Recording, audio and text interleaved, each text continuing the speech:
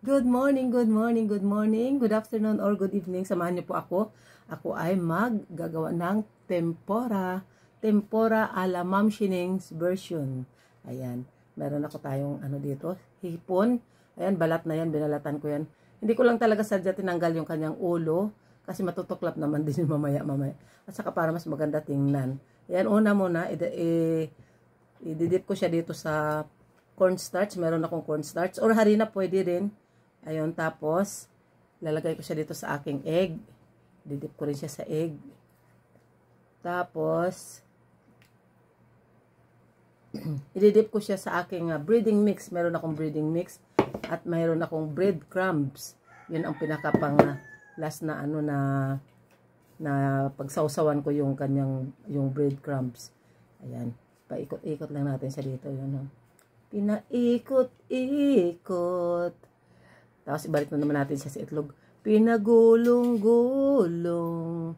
At saka natin siya ilagay dito sa breadcrumbs. Bakit ganon? Kasi para kumapit ng husto yung breadcrumbs. Ayan. Ayan.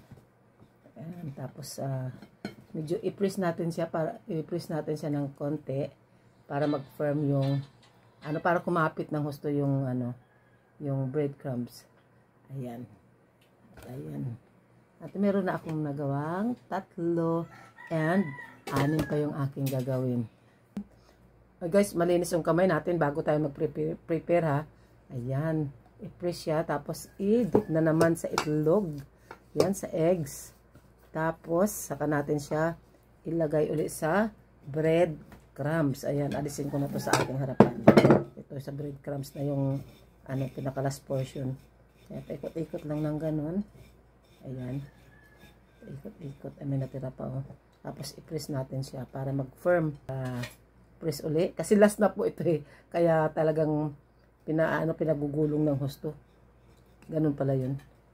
Pinapagulong na talaga ng husto pag last na. At ayan, charan. Ito na yung aking finished product. At antayin nyo na lang mamaya pag maluto. Ipakita ko rin sa inyo ang kanyang itsura. Ayan, itambog na natin yung ating first batch. Yes. Sa saktong lang.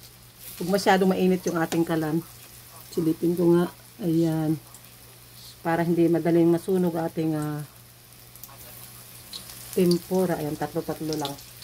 Para hindi sila magsiksikan. At agad na natin siyang balikan na yun. Tama yan. Ang bilis masunog ng breadcrumbs kasi. Kaya kailangan alalay lang talaga yung apoy para medyo maganda yung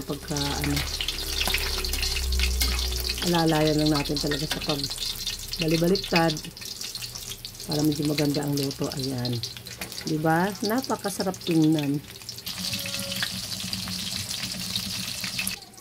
At ayan na guys. Ito yung aking finished products rather. Ayan, meron pa akong nakasalang na 3. Ayan, pambaon ni Apo. Siyempre, ulam nung aking mga binukot yung iba. At ayan lang guys, maraming salamat.